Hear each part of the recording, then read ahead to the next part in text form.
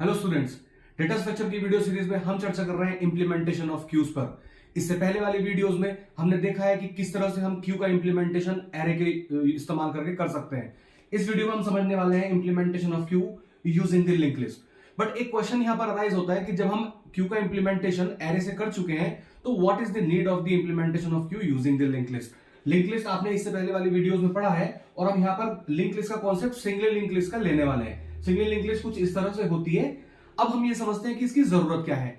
मान लीजिए हमने किसी भी क्यू को एरे से इंप्लीमेंट कर दिया है और उसका साइज मान लीजिए हमने 5 लिया है। ओके, तो इसका मतलब वो एक स्टैटिक मेमोरी एलोकेशन होती है। Array is the static memory allocation. 5 size था, पांचों की पांचों क्यूज हमने इसमें पांचों की पांचों एलिमेंट हमने इसमें फिल कर दिए। ओके, अब अगर हमें 6th एलिमेंट को इंसर्ट कराना है तो क्या करना पड़ेगा, हमें फिर से एक नई एरे को क्रिएट करना पड़ेगा of with the larger size और सारे के सारे element of the previous queue उसमें कॉपी करने पड़ेंगे and then we can then only insert the 6th 7th and onwards element.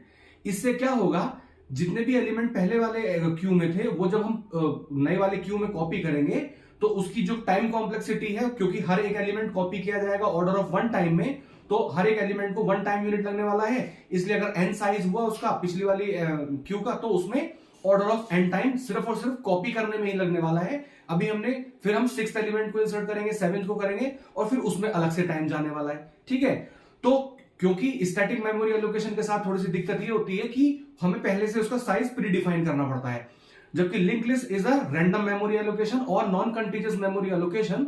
इसमें क्या होगा, जैसे जैसे यूजर को रिक्वायरमेंट बनती रहेगी वो नोड्स को क्रिएट करता रहेगा और रैंडमली मेमोरी में उसको बेसिकली मेमोरी लोकेशन एलोकेट होती रहेगी। ठीक है, इसके लिए ये जरूरी नहीं है कि आपको एक साथ ही पूरे के पूरे बल्क में मेमोरी स्पेस चाहिए, जैसे कि लाइकवाइज ऑफ एरे। क्यू का इंप्लीमेंटेशन अब हम लिंक लिस्ट में समझने वाले हैं कि किस तरह से करेंगे। ओके, यहां पर अब आप एक सिंगल लिंक लिस्ट को देख सकते हैं। There is a head pointer जो कि पॉइंट कर रहा है पहले नोड को एंड सक्सेसिवली यहां पर 3 नोड हमने लिए हैं। लास्ट वाला नोड किसी को भी पॉइंट आउट नहीं कर रहा है, इसलिए इसमें बेसिकली नल वैल्यू होगी। This is the single example of the single link list. Okay, अब आगे बढ़ते हैं। इस पहले समझते हैं कि क्यू किस तरह से काम करती है। क्यू को हमें पता है कि suppose this is the size of Q. एक एंड होता है दैट इज कॉल्ड रियर, जहां से हमारे पास वैल्यूज इंसर्ट होते हैं, and this is the end, front end, यहां से हमारे पास वैल्यूज आउट होते हैं। यानी front end is used to exit the element, means deletion of the element, और रियर एंड से बेसिकली हमारे पास एलिमेंट्स का इंसर्शन होता है, means enqueue operation and respectively dequeue operation इन दोनों एंड्स पर लगाए जाते हैं। ठीक है, तो 2 पॉइंटर बेसिकली हमें यहां पर मेंटेन करने होंगे। रियर एंड रखेगा लास्ट वाले एलिमेंट की वैल्यू और फ्रंट रखेगा पहले वाले एलिमेंट की वैल्यू, क्योंकि क्यू डाटा स्ट्रक्चर हमारा फीफो कॉन्सेप्ट को फॉलो करता है, means first in first out. जो एलिमेंट पहले यहां से इंसर्ट होगा and then it will be out first. Okay, तो फीफो कॉन्सेप्ट को फॉलो करते हुए यहां पर हम देख रहे हैं कि पहले वाले नोड को तो हेड पॉइंट कर रहा है बट लास्ट वाले नोड को तो कोई भी पॉइंट आउट नहीं कर रहा। तो इसमें हम बेसिकली इंसर्ट कैसे करेंगे, क्योंकि इंसर्शन हमारा हमेशा इस एंड से होना है, तो थोड़ा सा चेंज इसमें हम करने वाले हैं। इस लिंक लिस्ट में हम हेड और एक लास्ट में एक पॉइंटर और मेंटेन करेंगे और लास्ट के पॉइंटर को हम कुछ नहीं सिर्फ रियर ही बोलेंगे, दैट इज रियर ओनली। और रियर में इसकी एड्रेस रहेगी, लास्ट वाले नोड की एड्रेस रहेगी, यानी 300, and it will be pointing to the last node. ऐसा हम क्यों करेंगे, ताकि हमारे लिए इंसर्शन इजी हो जाए। ठीक है, अगर यहां पर कोई पॉइंटर ही नहीं होगा लास्ट नोड को पॉइंट आउट करने वाला, तो फिर हम इंसर्ट कैसे करेंगे। एक तरीका तो ये हो सकता है, जैसे कि हमने लिंक लिस्ट में पढ़ा था कि हम एक टेम्प वेरिएबल को लें। ठीक है, टेम्प टैग के पॉइंटर वेरिएबल को लें और वो बेसिकली इसको मूव ऑन करता रहेगा। तो जब हमें टेम्प लेना ही है तो क्यों ना हम इसको मेंटेन करके चले, टेम्प ना लेकर के हम एक रियर पॉइंटर को ले लें और rear will be pointing to the last node as well as first node को पॉइंट करेगा हेड की जगह, क्योंकि हम फैमिलियर हैं, क्यूज पढ़ रहे हैं, तो फ्रंट नाम का वेरिएबल यहां पर हम ले सकते हैं। तो हेड को चेंज करके अब इसका नाम हम फ्रंट रख देंगे। ठीक है, तो आइए नेक्स्ट अब क्या समझने वाले हैं कि इसकी इंप्लीमेंटेशन कोडिंग के थ्रू हम किस तरह से करेंगे। इसकी कोडिंग को समझने के लिए हमने यहां पर थोड़ा सा एक कोड लिखा है, बाकी का सक्सेसिव कोड हम अभी आगे लिखने वाले हैं। और यहां पर कुछ हमने डिक्लेरेशन की है। डिक्लेरेशन कैसे की है अभी आपको समझ में आ जाएगा, लेकिन आगे बढ़ने से पहले मैं आपको बता दूं कि इस टॉपिक को समझने के लिए आपको लिंक लिस्ट के बेसिक नॉलेज होनी बड़ी जरूरी है। इसलिए अगर आप लिंक लिस्ट के सिंगल लिंक लिस्ट के इंप्लीमेंटेशन से ज्यादा फैमिलियर नहीं है तो आई सजेस्ट कि सिंगल लिंक लिस्ट का इंप्लीमेंटेशन आप पढ़ करके आइए सो दैट फिर आपको ये टॉपिक समझना बड़ा आसान हो जाने वाला है, क्योंकि इसमें 95% ऑलमोस्ट 95% सारा का सारा वही कॉन्सेप्ट लगने वाला है, हम बस स्लाइटली चेंज करेंगे to implement in the queue. Okay, तो हम यहां पर समझने वाले हैं कि स्ट्रक्ट नोड किस तरह से होता है। मैं एक बार फिर से भी रिकॉल कर देता हूं स्ट्रक्ट नोड, क्योंकि हम यहां पर एक नोड बनाने वाले हैं और नोड बेसिकली क्या रखेगा, डेटा रखेगा as well as the address रखेगा। तो हम उसको स्ट्रक्ट नोड टाइप का बना रहे हैं। Struct node integer data means इस वाले पार्ट को हम डेटा पार्ट बोल रहे हैं, and struct node pointer next, क्योंकि ये एड्रेस रखने वाला है इसलिए ये पॉइंटर टाइप का बनेगा, और क्योंकि अगले नोड का रखेगा इसलिए हम इसको नेक्स्ट बोल रहे हैं, मींस नेक्स्ट एड्रेस को कंटेन करेगा। ओके, तो this is the structure of the node. Okay, this is the structure of node. आगे आ जाते हैं, और क्योंकि हमें इस स्ट्रक्चर नोड के ही एड्रेस के साथ काम करना है, यानी फ्रंट में भी इसका एड्रेस रहेगा, रियर में भी इसका एड्रेस रहेगा, न्यू नोड में भी इसका एड्रेस रहेगा, मतलब इसका मतलब न्यू नोड के ही एड्रेसेस रहने वाले हैं, जो भी नोड्स क्रिएट होंगे उनके ही एड्रेस रहने वाले हैं। तो इसलिए इन तीनों पॉइंटर्स वेरिएबल को भी हमें स्ट्रक्ट नोड टाइप का ही डिक्लेयर करना पड़ेगा। तो हमने यहीं पर डिक्लेयर कर दिया है struct node pointer new node comma pointer front equals to 0, क्योंकि अभी फ्रंट में कुछ नहीं है इसलिए 0, एज वेल एज रियर भी 0, because they are not having any address right now. Okay, आगे आ जाते हैं। अब हम एनक्यू फंक्शन को यहां पर इंप्लीमेंट कर रहे हैं, ठीक है, ENQU एनक्यू, ठीक है। और हमें पहले से भी पहली वाली वीडियो में भी पढ़ा है कि जब भी हम एनक्यू वाला फंक्शन इंप्लीमेंट करते हैं तो एक पैरामीटर पास कराते हैं, और हमने उसको यहीं पर डिक्लेयर कर दिया है, दैट इज इंटीजर x। और ये वाली वैल्यू कहां से मिलेगी, जब मेन फंक्शन में हम एनक्यू ऑपरेशन को यानी फंक्शन को कॉल करेंगे तब हम वहां पर एक इंटीजर वैल्यू को पास ऑन करेंगे, सो दैट वैल्यू में be inserted at this location. Okay, अभी कोडिंग में समझते हैं कि कैसे करने वाले हैं। ओके, तो हमने यहां पर एनक्यू नाम के फंक्शन को कॉल किया। जब हम एनक्यू नाम के फंक्शन को कॉल कर रहे हैं, इसका मतलब हम एक नया नोड क्रिएट करना चाहते हैं। इससे पहले वाली लिंक लिस्ट के इंप्लीमेंटेशन में हमने देखा है कि जब हम न्यू नोड को क्रिएट करते हैं तो किस तरह की कोडिंग लिखी जाती है। हम मैलॉक फंक्शन के थ्रू मेमोरी मैनेजर से रिक्वेस्ट करते हैं एक नोड के स्पेस के लिए, ठीक है। किस तरह से रिक्वेस्ट करते हैं, मैलॉक फंक्शन के थ्रू स्पेस से रिक्वेस्ट कर रहे हैं, किस तरह का, as per the size of कितनी मेमोरी चाहिए, हमें कितनी मेमोरी चाहिए। देखिए यहां पर ये वाला नोड जो है ये कैरेक्टर वैल्यू भी कंटेन कर सकता है, तो जाहिर सी बात है उसका पॉइंटर भी जो होगा वो कैरेक्टर टाइप का होगा। ये फ्लोट भी कंटेन कर सकता है, ये इस हमारे केस में ये इंटीजर को कंटेन कर रहा है, तो अलग अलग तरह के हो सकते हैं। तो अभी हमें पता नहीं है कि कितने वैल्यूज या कितनी स्पेस इसमें लेने वाला है, तो हमने साइज ऑफ ऑपरेटर के थ्रू इसका किसका साइज हम देख रहे हैं, स्ट्रक्ट नोड का, ठीक है। तो साइज ऑफ स्ट्रक्ट नोड यानी जिस भी तरह का स्ट्रक्ट नोड है जितना साइज वो ले उतने साइज को आप मेमोरी में एलोकेट कर दीजिए, और हम इसको फिर टाइप कास्ट करेंगे कि किस टाइप का है। भाई जाहिर सी बात है ये इंटीजर टाइप का है, कैरेक्टर टाइप का है, फ्लोट टाइप का है, किस तरह का है, तो हमें यहां पर टाइप कास्ट करना पड़ेगा ये स्ट्रक्ट नोड टाइप का है, ठीक है। तो हम यहां पर struct node and then pointer. तो इस पर्टिकुलर लाइन को लिखते के साथ ही क्या होगा, मेमोरी मैनेजर या मेमोरी से हमें एक लोकेशन असाइन होगी, वो लोकेशन एक न्यूली क्रिएटेड नोड की होगी, और उसका जो एड्रेस है वो न्यू नोड नाम के वेरिएबल के अंदर यानी पॉइंटर वेरिएबल के अंदर स्टोर हो जाएगा, ठीक है। तो अभी मान लेते हैं हम कि एक लाइन एग्जीक्यूट हुई, ये वाला नोड हमें मेमोरी से रियलोकेशन हुआ यानी एलोकेशन हुई इसकी, और उसका जो एड्रेस है बाय डिफॉल्ट मान लीजिए 100 है।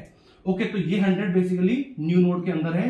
Now new node is actually having the address of this newly created node, hence pointing to this particular node. Okay, अब न्यू नोड के थ्रू, क्योंकि न्यू नोड बेसिकली इसको पॉइंट आउट कर रहा है, न्यू नोड के थ्रू हम इन दोनों लोकेशंस को एक्सेस करके अपना काम बना सकते हैं। ओके, अब हम अपना काम बना सकते हैं मतलब क्या है, अभी हमें देखना है कि इस पर्टिकुलर लोकेशन पर हमें डेटा रखना है और इस पर्टिकुलर लोकेशन पे हमें किसी दूसरे नोड का एड्रेस रखना है। लेकिन अभी तो क्योंकि हमारे पास पहला ही नोड होने वाला है, तो हम इसमें देखते हैं कि आगे क्या करने वाले हैं। आगे करने के लिए हमने अभी फिलहाल हम क्या करें, इस पर्टिकुलर लोकेशन पर हम डेटा को रख देते हैं जो हमें इंटीजर x से मिल रहा है, जो कि फंक्शन के थ्रू कॉल होकर के आ रहा है, और यहां पर क्योंकि कोई दूसरा नोड नहीं है यहां पर 0 प्लेस कर देते हैं। तो सिंपल हम यहां पर कोडिंग लिख देते हैं, न्यू नोड के डेटा पार्ट पर x की वैल्यू आ जाए, जो भी x में आएगा वो न्यू नोड के डेटा पार्ट पर चला गया। फॉर एग्जाम्पल मान लीजिए मेन फंक्शन में यूजर ने बोला 10, ठीक है, पास ऑन कराया 10, तो हम यहां पर 10 रख देते हैं।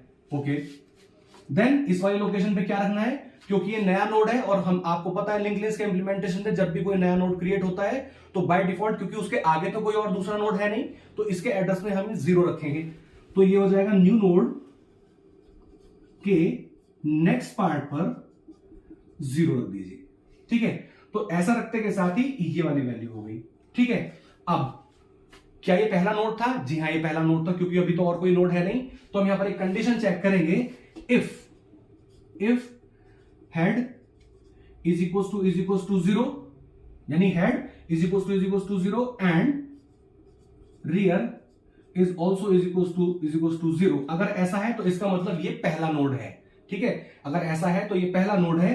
तो हम उस केस में क्या करने जा रहे हैं, इस नोड का एड्रेस इन दोनों में रखेंगे, सो दैट ये दोनों इसी को पॉइंट आउट करने लगे, क्योंकि अभी फिलहाल यही पहला है और यही आखिरी है, इसलिए रियर भी इसी को ही पॉइंट आउट करेगा। तो कैसे कर सकते हैं इसको, हेड नहीं, सॉरी मैंने यहां पर हेड लिख दिया, यहां पर लिखा जाएगा फ्रंट, क्योंकि हम यहां फ्रंट की बात कर रहे हैं। ठीक है, तो now front is equal to rear is equal to new node, यानी न्यू नोड में जो भी एड्रेस है वही रियर में चला जाए और वही फ्रंट में चला जाए।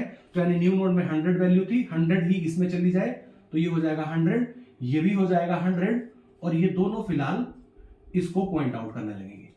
ठीक है, अभी कुछ स्ट्रक्चर ऐसा है, यानी हमने पहले नोड को क्रिएट करके और इन फ्रंट और रियर को उसमें अलाइन कर दिया है, यानी ये both are pointing to the first node. Okay, अब आ जाते हैं हम दूसरे नोड पर, एल्स, यानी अब अगर हम कोई दूसरा नोड क्रिएट करना चाह रहे हैं, तो जब हम दूसरा नोड क्रिएट करेंगे तो फिर से एनक्यू वाला फंक्शन कॉल होगा, मेमोरी से लोकेशन मांगी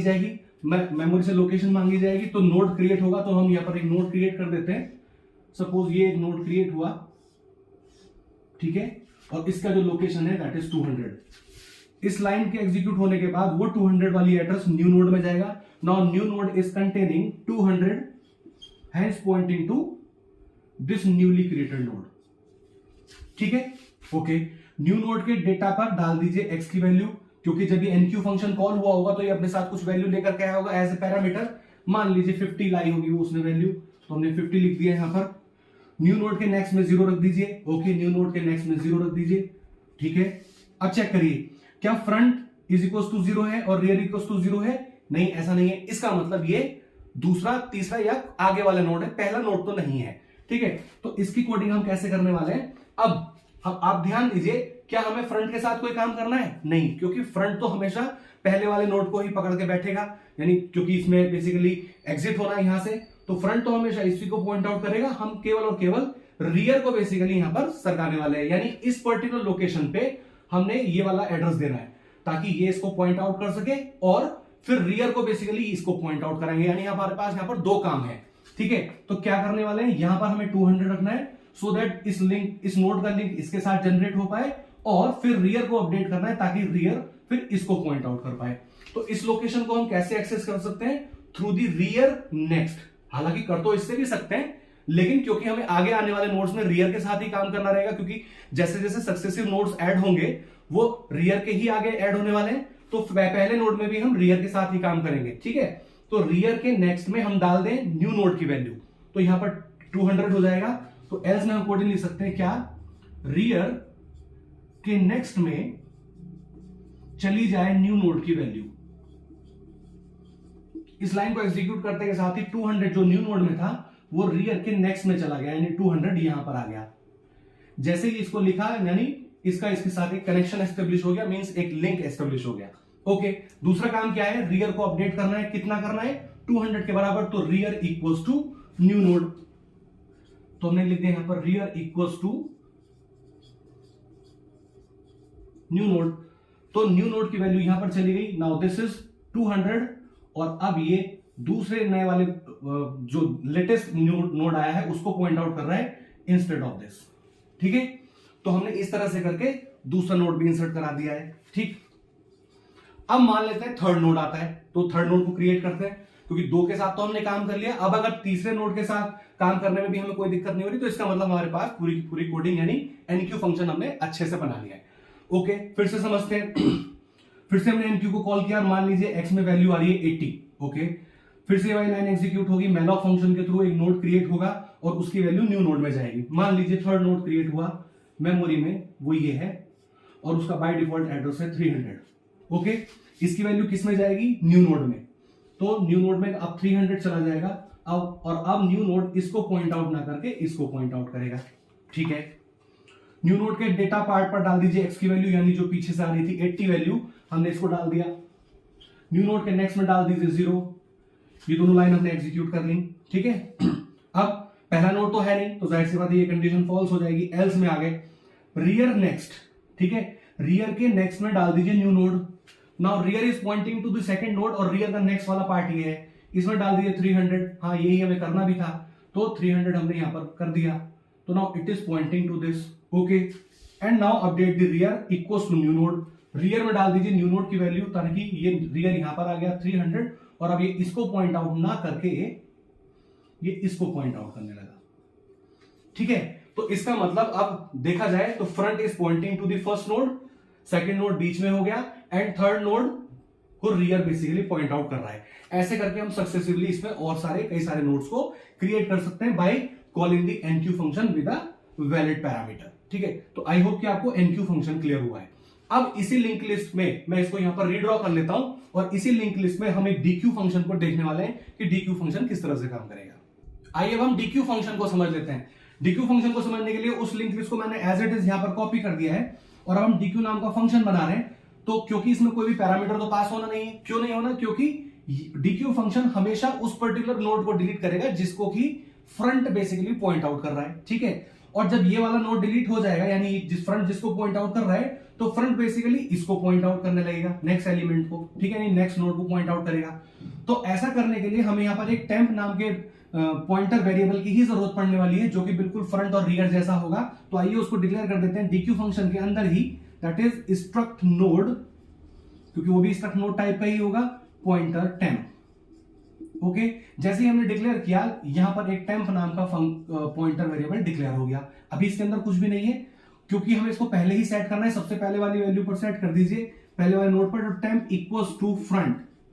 तो टेम्प इक्वल्स टू फ्रंट जैसे ही लिखा, तो now 100 is copied here, now it is also pointing to the first node, ठीक है, ओके। अब हम क्या करने वाले हैं, अब हम क्या कर सकते हैं, फ्रंट के नेक्स्ट में हमें बेसिकली जो फ्रंट के नेक्स्ट में जो वैल्यू है उसको अगर मैं यहां पर रख दूं 200 को, तो नाउ जैसे यहां पर 200 जाएगा तो it will be start pointing to this second node instead of first node, ठीक है। आई होप कि आप समझ पा रहे हैं। तो इस 200 को बेसिकली अगर हम यहां पर रख दें तो इसको ये पॉइंट आउट करने लगेगा और फिर इस नोड का क्या होगा, इस नोड को बेसिकली टेम्प ने पकड़ लिया है, ठीक है, इस नोड को टेम्प ने पकड़ लिया। ऐसा हमने क्यों किया है अभी हम समझने वाले, ठीक है। तो हम यहां पर करा सकते हैं क्या, फ्रंट के नेक्स्ट, फ्रंट इक्वल्स टू, ठीक है, फ्रंट में चला जाए, front equals to front next. तो जो भी वैल्यू फ्रंट के नेक्स्ट में थी वो अब फ्रंट पे चली जाए, तो जो भी वैल्यू फ्रंट के नेक्स्ट में थी वो फ्रंट में चली जाए, यानी 200 यहां पर कॉपी हो गया। Now it is pointing to, it is started pointing to this node instead of this. ये वाला लिंक बेसिकली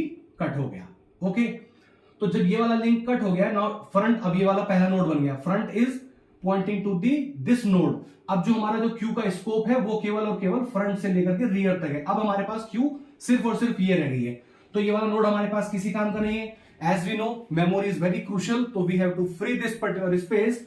तो हम क्या कर सकते हैं, फ्री नाम के फंक्शन के थ्रू फ्री, किसको फ्री कर दीजिए, उस लोकेशन को जो कि टेम्प के अंदर है, यानी 100 will be freed through this function. तो यानी 100 लोकेशन डिलीट हो जाएगी और अब हमारे पास ये वाला नोड कुछ, ये वाला जो स्ट्रक्चर है वो कुछ इस तरह से रह जाएगा, ठीक है। टेम्प तो रहेगा लेकिन टेम्प के अंदर जो लोकेशन थी उस पर्टिकुलर लोकेशन को बेसिकली डिलीट कर दिया जाएगा मेमोरी से। तो अब हमारे पास लिंक लिस्ट बेसिकली यही रह गई है, ठीक है। तो आई होप कि आप इस डीक्यू फंक्शन को इजीली समझ पाए, ठीक है। अब हम देखते हैं कि डिस्प्ले फंक्शन कैसे काम करेगा। मैं एक यहाँ पर लिंक लिस्ट बनाऊंगा 4 या 5 एलिमेंट की और डिस्प्ले फंक्शन देखेंगे कि डिस्प्ले फंक्शन किस तरह से हम यहाँ पर सारे के सारे एलिमेंट को सिर्फ प्रिंट करा सकते हैं, ठीक है। तो आइए उसको समझते हैं। आइए अब डिस्प्ले फंक्शन को समझते हैं। डिस्प्ले फंक्शन को समझने के लिए मैंने यहाँ पर एक लिंक लिस्ट को ड्रॉ कर लिया है, मतलब इस एक क्यू को हमने ड्रॉ कर लिया है जो कि लिंक लिस्ट के फॉर्म में दी गई है, ओके। तो front is pointing to the first node as well as rear is pointing to the last node. और अब हम इसको प्रिंट करना चाहते हैं, तो हम इसको प्रिंट कैसे करें, क्या रियर से प्रिंट करा सकते हैं, नो। क्या हम रियर को बेसिकली छेड़ सकते हैं, no. Front will always point to the first, तो फिर किस तरह से प्रिंट करेंगे, तो we will be taking another variable temp, जो कि हमारा ये काम आसान करेगा। और जब जैसे ही हम टेम्प को डिक्लेयर करेंगे, टेम्प को हम फर्स्ट लोकेशन पर सेट करेंगे और उसको सक्सेसिवली इंक्रीज करते जाएंगे, कब तक, जब तक कि वो लास्ट नोड पर ना पहुंच जाए। और जैसे जैसे वो चलता जाएगा प्रिंट वैल्यू कराता जाएगा, बाद में हम उसको अपडेट करते जाएंगे। सिंपल इस तरह से हम करा सकते हैं। तो डिस्प्ले नाम के फंक्शन में हम इसके अंदर ही टेम्प को डिक्लेयर करा देते हैं, that is struct node pointer temp. जैसे हमने डिक्लेयर किया तो एक टेम्प नाम का वेरिएबल, पॉइंटर वेरिएबल यहां पर बन गया। ओके, तो सबसे पहले हमें क्या करना है, पहले वाले इस नोड को प्रिंट कराना है, तो फ्रंट के बराबर टेम्प को रख दें। तो now temp is equals to front, temp is equals to front. तो ये जो 100 यानी टेम्प जो 100 है वो इसी में चला गया, जैसे इसमें गया now temp is pointing to this particular node. Okay, अब हम इस पर्टिकुलर एड्रेस के थ्रू यानी टेम्प के थ्रू भी इसके सारे के सारे वैल्यूज को एक्सेस कर सकते हैं। तो अब हम यहां पर प्रिंट करा देते हैं। क्या, टेम्प को प्रिंट कराने से पहले हम यहां पर एक कंडीशन चेक करा सकते हैं कि अगर टेम्प की वैल्यू 0 है, मतलब उसमें कुछ भी नहीं है, ठीक है, तो हम यहां पर चेक करा सकते हैं कि if front is equals to null and temp is equals to null, ये दोनों अगर ऐसा है तो हम यहां पर प्रिंट करा सकते हैं कि हमारे पास क्यू खाली है, means Q is empty, Q is empty, ठीक है। अदरवाइज मींस एल्स, इसका मतलब कम से कम एक एलिमेंट तो है ही, और अगर एक एलिमेंट यानी एक नोड है तो उसका कम से कम एक एड्रेस तो टेम्प के अंदर होगा। तब हम यहां पर क्या प्रिंट करा सकते हैं, हम यहां पर प्रिंट करा सकते हैं टेम्प के डेटा पार्ट को, ठीक है, टेम्प के डेटा पार्ट को प्रिंट करा दीजिए। लेकिन उससे पहले हमें टेम्प एक चेक कराना पड़ेगा condition, while temp is not equals to 0। मैं इसको पहले पूरे के पूरे फंक्शन को लिख लेता हूं, मैं इसको यहां लिखता हूं ताकि आपको अच्छे से समझ में आए। एल्स पार्ट को यहां लिखते हैं, else temp while temp is not equals to 0, तब तक आप प्रिंट कराते रहिए। क्या प्रिंट कराना है, %d, ठीक है, यानी इसका पर्टिकुलर आइटम को प्रिंट कराना है, और ये वाला आइटम हमें कैसे मिलेगा, टेम्प के डेटा पार्ट से, ठीक है। तो मींस टेम्प के डेटा पार्ट को प्रिंट कराते रहिए, ठीक है। और एक बार प्रिंट कराने के बाद क्या होगा, टेम्प को अपडेट करना है। तो टेम्प को जब हमें अपडेट करना है, मान लीजिए अभी तो 100 पॉइंट आउट कर रहा है, तो चेक करिए क्या टेम्प की वैल्यू 0 है, नहीं, it is having 100। Okay, printf %d temp data, temp के डेटा को प्रिंट करा दीजिए, मींस टेम्प प्रिंट हो गया। Now what we have to do, we have to update the temp. अब हमें टेम्प को सरकाना पड़ेगा, यानी temp should point the second node. कैसे हो सकता है, ये वाली वैल्यू 200 हमें यहां पर कैसे मिलेगी, temp equals to temp next, यहां से मिलेगी हमें वो वैल्यू, ठीक है। तो हम लिख सकते हैं कि अब प्रिंट कराने के बाद temp should be equals to temp next. तो जो भी वैल्यू टेम्प नेक्स्ट में है वो अब टेम्प में चली जाए, तो जो भी वैल्यू टेम्प नेक्स्ट में है प्रिंट कराने के बाद वो अब यहां चली जाए। तो जैसे ही यहां पर गई तो 200 हो गया। Now it is started pointing to the second node instead of first, ठीक है। और ऐसा हम करते रहेंगे, ठीक है। जब ये हो गया हमारे पास, फिर से चेक होगा, क्या आप चेक करिए टेम्प की वैल्यू 0 है, नहीं, टेम्प पे तो 200 है, तो प्रिंट करा दीजिए टेम्प के डेटा को, अब 20 प्रिंट हो जाएगा। नाउ नेक्स्ट में क्या होगा, temp equals to temp next, तो जो 300 है वो यहां चला जाएगा। जैसे ही यहां पर गया तो 300 की वजह से ये अब थर्ड नोड को पॉइंट आउट करेगा। फिर से चेक करेंगे क्या टेम्प की वैल्यू 0 हो गई है, नहीं, तो प्रिंट कराइए डेटा को, 30 प्रिंट हो गया। आगे चले, temp equals to temp next, यानी टेम्प नेक्स्ट में जो वैल्यू थी वो यहां चली गई 400, तो it is started pointing to this fourth node. Okay, फिर से चेक किया क्या टेम्प की वैल्यू 0 हो गई है, नो, इट इज 400, तो प्रिंट करा दीजिए डेटा को, तो 40 प्रिंट हो गया। Now temp equals to temp next, temp में चला जाए टेम्प नेक्स्ट, यानी अब 0 हो गया। अब इसकी वैल्यू 0 हो गई, तो अब ये किसको पॉइंट आउट करेगा, किसी को भी नहीं, ठीक है ना, क्योंकि 0 नाम का तो कोई भी एड्रेस नहीं है। फिर चेक होगा क्या टेम्प की वैल्यू नल है, कंडीशन फाउंड ट्रू। तो अब जैसे कंडीशन फाउंड बेसिकली फॉल्स, हम यहां पर कर रहे हैं temp is not equals to null, but ये तो नल है, तो ये कंडीशन हुई फॉल्स। अब ये इस पर्टिकुलर लूप के अंदर जाएगा ही नहीं, इसका मतलब ये अब यहीं पर रुकेगा। टेम्प में 0 चला गया, उसने 10, 20, 30, 40 सारे के सारे हमने इस फंक्शन के थ्रू प्रिंट करा दिए, ठीक है। तो आई होप कि आपको implementation of Q using the link list अच्छे से क्लियर हुआ है। मिलते हैं नेक्स्ट वीडियो में, थैंक यू सो मच।